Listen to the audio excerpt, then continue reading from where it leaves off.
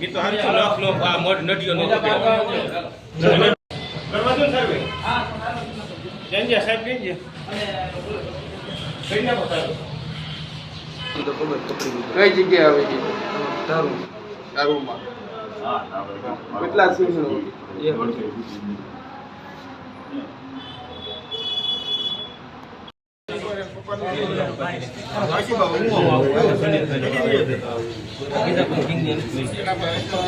આરિફ ઓગારિયાધાર આજ રોજ મેસડકા ગામમાં એક વ્યક્તિ અને તે પોતાની ભેંસ ગોતવા માટે ગયો હશે અને ત્યાં બચ્ચાવાળી સિંહણ હશે